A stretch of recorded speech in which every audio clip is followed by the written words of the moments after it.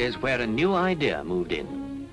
At Ford of Dagenham, all plans for car production were recast in 1948, and a new criterion of the road was set: 5-star motoring.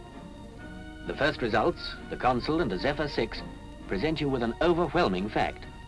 Within a few years of their introduction, 1 of every 3 new cars in the United Kingdom was a Ford, while at the same time exports increased. The Consul was awarded the Tulip Rally in 1952 against the pick of international competition. And a year later, the grueling Monte Carlo Rally was won by the Zephyr 6. World approval of these cars encouraged Ford to bring their advantages to light car motoring. On the left is the new Prefect. On the right, the new Anglia. Retaining from the past only their famous names, these cars now belong to the 5-star class. But let me tell you what lies behind their appearance. In the beginning, Ford set out to create light cars to compete in price and running costs with the smallest models on the market. They had to give them the speed and comfort of bigger and more expensive cars. It's by no means a simple matter. Sufficient to say, however, that while their engineers prepared the overall dimensions, their artists were thinking up appearances for the future.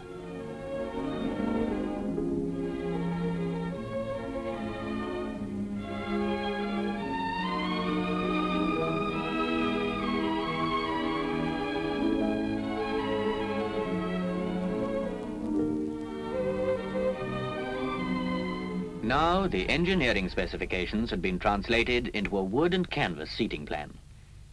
With this, the designers were able to answer a lot of vital questions, vital to you.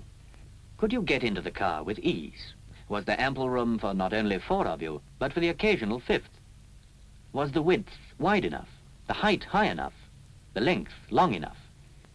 Did the seats give big car resilience? And how were these and other points affected by the position of the engine, by the suspension? As the designers continued to find the answers with wooden mock-ups and measuring tapes, the picture began to show the shape of things to come.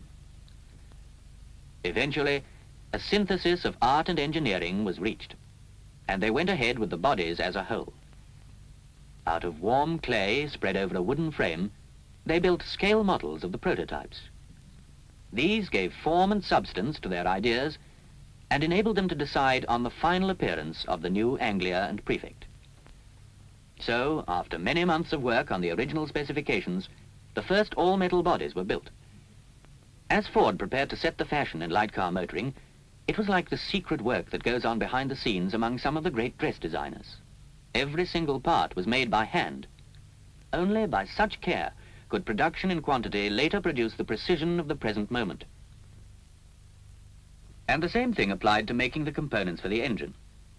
Whether drilling the support holes in a bracket for the steering linkage, or boring out the main bearing in the cylinder block, every single item was specially machined by highly trained mechanics.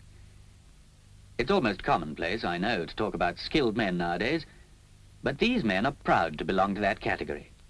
They are proud of the reputation they've helped to give Ford engines, a reputation for endurance, for reliability.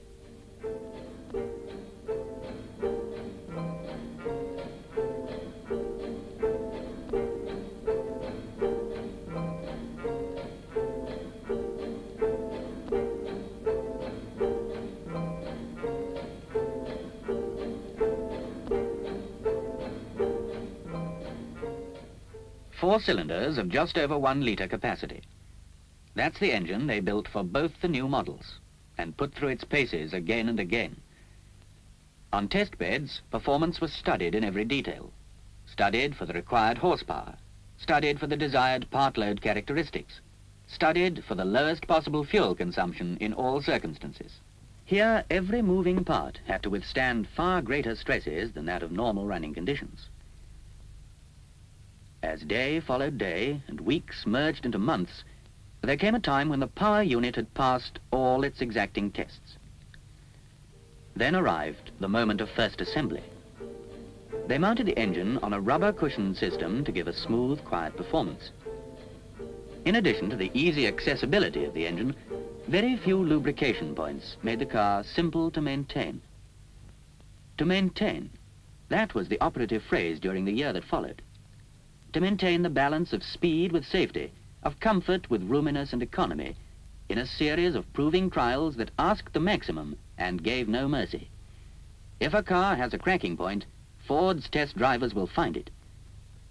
But what they did find is this: the cornering characteristics of the sports car: high cruising speed, low petrol consumption, rigid strength from the all-steel body, steering that was finger-light after rough driving for mile after mile, independent front suspension that stood up to every test they could devise, on the road and elsewhere.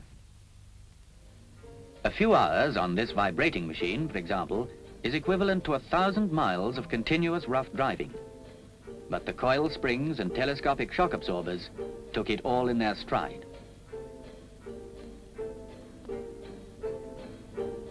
They also tried to shake the seats apart, but their wearing qualities were equally tough. Still, they kept on. And they kept on driving and driving. They carried out brake tests for hours at a stretch. But these quick-acting hydraulic brakes stood up to everything they could put them through. Finally, they had to admit they couldn't reach the cracking point. They'd braked themselves to a standstill. They'd driven up to 1,000 miles a day. They'd tried to overturn around 1,000 corners. They'd been trying for months on end to reach the cracking point, and still it eluded them. And so, at Dagenham, a new production moved in.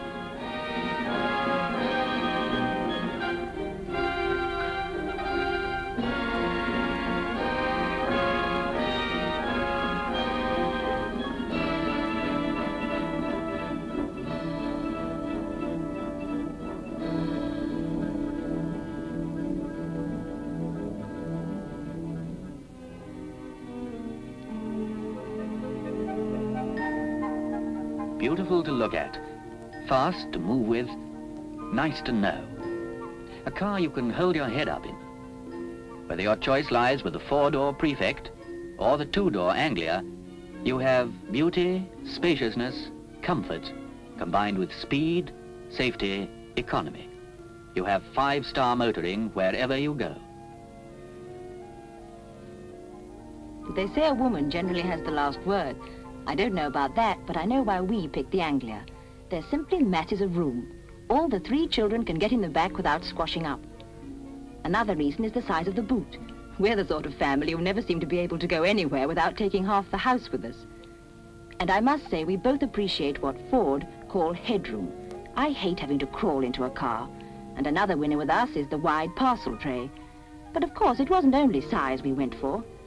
Adjustable seats for long legs, driving pedals that cut out draft, and big curved windows at the front and the back we can all look out of. And the car is so pleasing to look at. It belongs. And in belonging lies the secret of good breeding, of good design. As with the Anglia, so with the Prefect. Seating within the wheelbase provides space and comfort to shorten the longest journey. Simple to park, easy to move, control is as quick as a glance at the instruments grouped ahead of you. To handle the car is a real pleasure. Synchromesh gears and the smoothly operating clutch give power to your instant command. Here is safety. Safety in the wide track and the combined stop and tail lights. Here's economy. Economy in the Ford tradition of low petrol consumption, small maintenance costs, and worldwide service.